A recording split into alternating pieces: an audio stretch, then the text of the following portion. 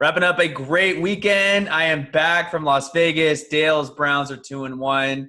My San Diego Padres are playing the Cardinals on Wednesday. Dale's Indians are playing the Yankees. Plenty of college football news. But first, Dale, how are you doing? It's good to be back. Man, good to have you back. I'm on cloud nine. The Indians are in the playoffs. Browns have a winning record for the first time since I can fucking remember. I fucking went off on my picks this weekend. All the money's coming in tomorrow. Life's good today. Let's have a week. Yeah, I was going to ask. You won an undisclosed large amount of money that we won't share over the air, but you told me behind the scenes.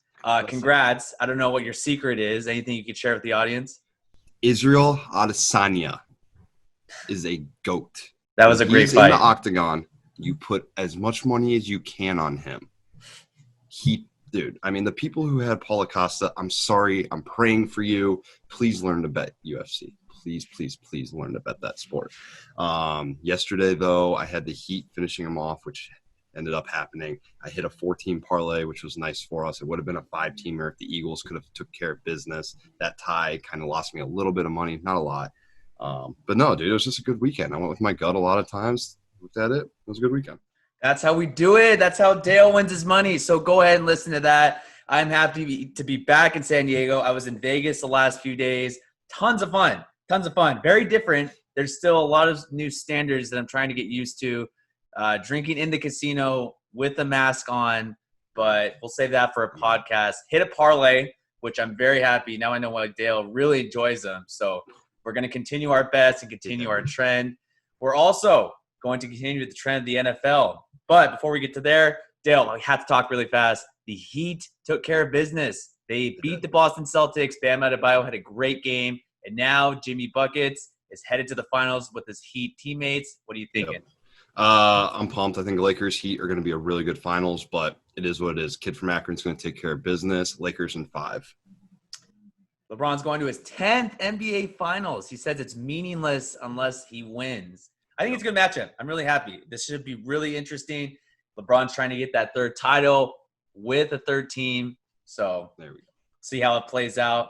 Other news too. Quickly, I have to make note because your Big Ten's coming back, and we're going to have some news about that later. But the SEC and Big 12 played yesterday or on Saturday. We're back.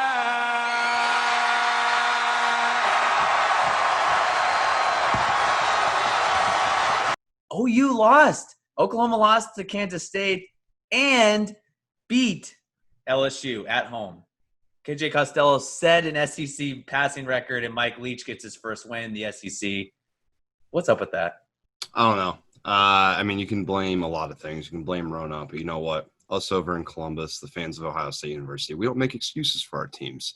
So I'm not going to make excuses for LSU and Oklahoma. You show up on Saturdays, you have to be ready to win ball games, and they weren't ready to win ball games. So now we don't have to worry about them in the college football discussion. So at least we got that out of the way early. I think I backed myself into a corner. I always seem to do that. Somehow Ohio State has to make some sort of fucking introduction into this. Will. We're an excuse-free program. No excuses for these programs. They have to show up on Saturday. They need to win ball games, and that's not what they did.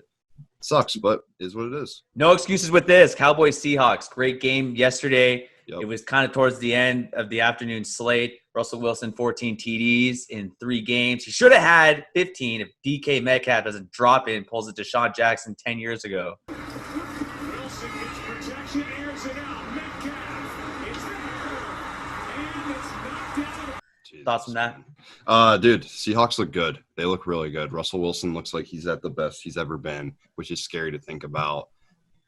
I don't know. I like him right now. I like him a lot. And I'm not discrediting Dallas. I think Dallas is going to end up being good. Dallas plays my Browns next week, so I'm a little nervous for that matchup. But I thought that was a great game. Pete Carroll has his boys in motion right now.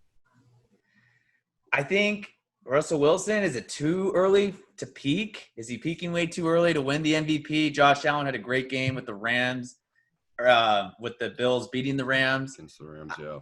I don't know. Cowboys defense looks a little suspect, and there's 2 undrafted players on the Cowboys O-line. Yeah. Think about it. Russell had this kind of start last year too and kind of drifted towards about the halfway mark. So don't get me wrong. He's had an unbelievable 3 games, but it's too early for all that MVP talk in my mind. Mm-hmm. Let's move on for there. Packers Saints. We had a pretty good Sunday night game. Packers came away with the victory. What do you think? How's our boy A-Raj looking this year?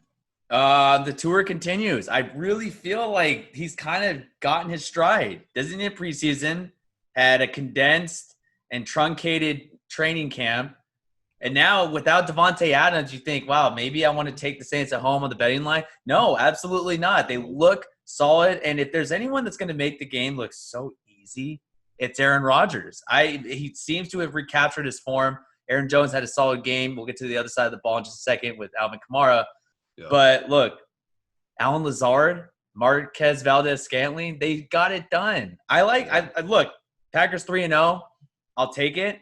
Still a little early, but man, it's good to see that Aaron Rodgers is having a good time. He's doing that photo shoot thing with the camera when they score that touchdown. Happy to see it. Oh, absolutely. And trust me, I'm not the biggest A-Raj guy in the world. I think he's an unbelievable quarterback. Don't get me wrong. I'm not a huge fan of his demeanor. And I don't think he's necessarily that marketable of a person. But listen, these Packers are playing some good football right now. Other side of the ball, Alvin Kamara popped off. I don't really know what's going on with the Saints. Is it too early to be concerned about them? I'll say this. 2 kind of crushing primetime losses last week on Monday night against the Raiders. And now you got this with the Packers at home. I think if there's one team that's suffering from no home field advantage, I got to give it to the Saints. I really feel like there was a lot of offside penalties that Aaron Rodgers was able to draw the Saints defense offsides. And then offensively, look, Drew Brees, everyone says he might be done, has a noodle arm, whatever. It can only average 5 yards in the air. Why would you need to throw it any farther when you have Alvin Kamara? That guy is spectacular. I was watching at the house with you last night, and he just looks like he's not trying. That's how good it's so effortless to him. And really fast, too. If I give you a mulligan on fantasy football, I'm taking Kamara number 1 overall. As great as McCaffrey or Saquon Barkley or Ezekiel Elliott or Dalvin Cook could have been, give it to Kamara. Yeah, I think he's up there. I don't know if he's the best back per se, but he's definitely one of the top 3. And there's a lot of good running back play right now. So definitely something to keep our eyes on. He's the focal point of that offense, especially with no Michael Thomas for another week or so. So it's something to keep our eyes on. Something that I'm about done keeping my eyes on, though, is the Cincinnati Bengals and Philadelphia Eagles. God, are those teams tough to watch. Okay, if I give you this, 5 more years, what's the more positive outlook, Carson Wentz or Joe Burrow? Because I might choose Joe Burrow even behind a shaky offensive line. I felt bad because the Eagles were able to get after Burrow and hit him like 8 times. Malik Jackson, I'm surprised, wasn't thrown out because of how hard he was hitting and sandwiching Burrow. Murdered him. But, man, look, there's 2 teams in Ohio. Your Brownies are getting it done, and the Bengals took it to the Eagles. What are the Eagles doing? They had that false start in overtime. Why would you not go for a 4th down? That's a good question. That I don't know. There's some coaching mishaps. Some things just make no sense. But listen, you watch these 2 teams and you've watched them all year. They're just not good football teams. They're hard to watch. On Sundays, I don't want them on my TV. So when they pop up on Red Zone, I mean, I got to say this. It looks like a hockey box score. I hate ties. You shouldn't tie in the NFL. Pat McAfee said it best. Give me a kicker's duel. Start at the 10 and move back 5 yards until someone misses. If you're going to tie, I'd rather have that. That's so electric. Rock, paper, scissors, flip a fucking coin. I don't care what it is. I don't want to tie. Because if you look at it, too, I'm not trying to although they are 0-2-1, the Eagles, the Cowboys are in first place at 1-2. What does that say about how bad and how weak the NFC East is? I don't know what the Eagles are doing. They were up 17-0 against the Redskins a couple weeks ago, lost that, and now they lost this against I like Joe Burrow. The Bengals are not one of the best teams in the NFL. Nope. I think it's too early to say bench him for Carson or for Jalen Hurts, but I don't know. I don't know what's going on with Philadelphia.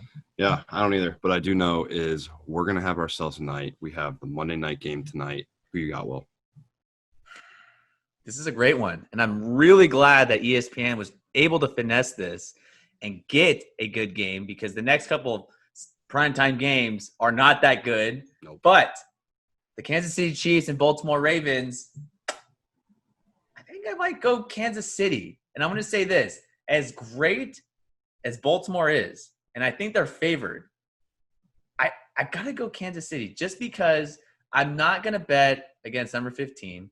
What Mahomes can do, and I saw, and it was evident last week, and I get it, the Chargers aren't the best team in the NFL, You're getting $500 million for a reason. I'm gonna choose Patrick Mahomes. I feel like Travis Kelce is primed for a good game, so we'll see. All right. Well, guys, that means that one of us are going to take our first loss of the season. We're both 3-0 on Monday nights. I'm going Baltimore. I've seen them up close and personal. The defense is electric. The offense can't be stopped. I saw Kansas City play the abysmal Chargers last week. They did not look that good. If they show up and play anywhere near that level, this game will be an absolute blowout. And I don't think that Kansas City will blow out Baltimore in any way, shape, or form. I think Baltimore could blow out Kansas City.